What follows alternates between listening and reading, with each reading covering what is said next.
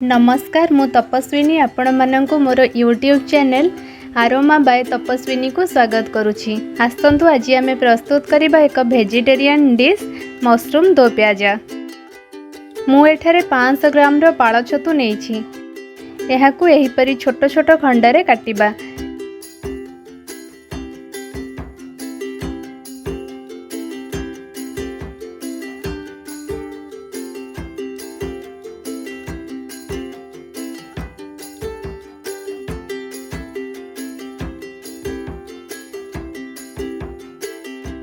एहापरे काटिथिबा छतु गुडी को हळदी पानी रे 10 मिनिट पई बुडाई रखिबा।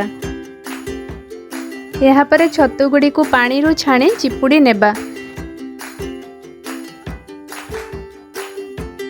गोटे कढ़ाई गरम करी 1 टेबल स्पून रो तेल गरम करिबा।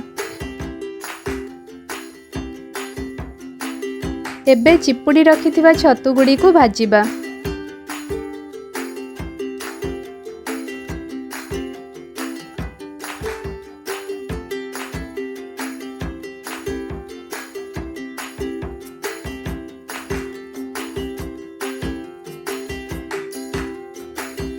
एहीपरि पानी सुखिबा पर्यंत छतु को भाजिबा।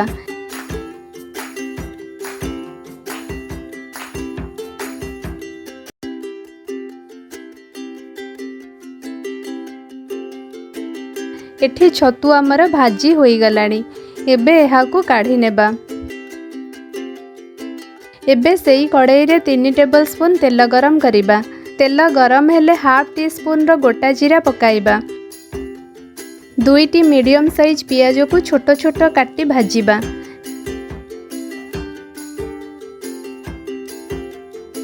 पियाज गोल्डन ब्राउन होई गले 1 टेबल स्पून रो अदा रसुण पेस्ट ऐड करिबा।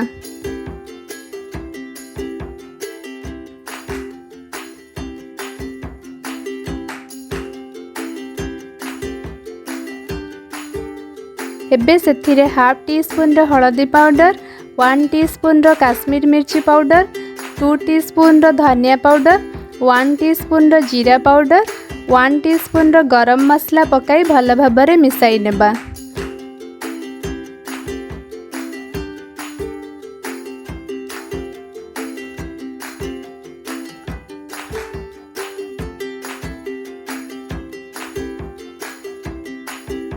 एबे गोटे मीडियम साइज टमाटो को छोट छोट खंडरे काटी मसला रे ऐड करिबा। अल्प पानी दे मसला कसिबा।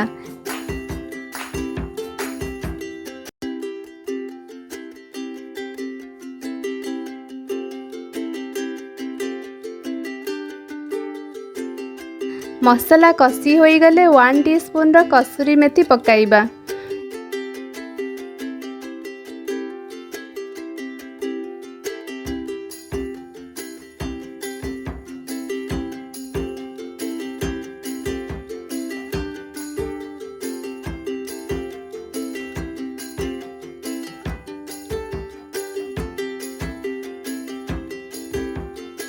एबे सेथिरे आगुरु भाजी रखिथिबा छतु और 2 टीस्पून रो लूण पकाई मिसाई नेबा।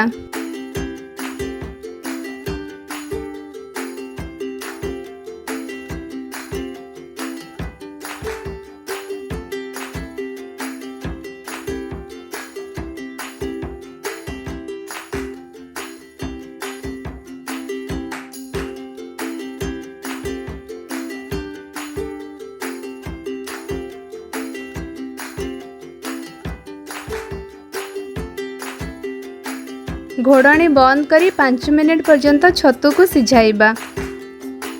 आउ गोटे कढ़ाई रे 1 टेबल स्पून रो तेल गरम करिबा। एबे सेथिरे एही परी क्यूब शेप रे काटिथिबा 2टी पियाज और गोटे छोट साइज टमाटो को पकाई टिके नरम हेबा पर्यंत भाजिबा।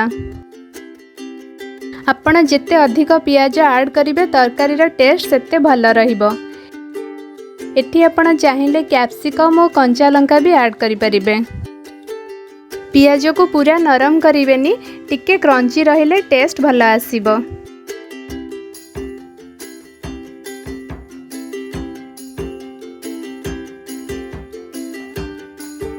एबे एही पियाज और टमाटो को आमर छतु मसला सह मिसाई नेबा।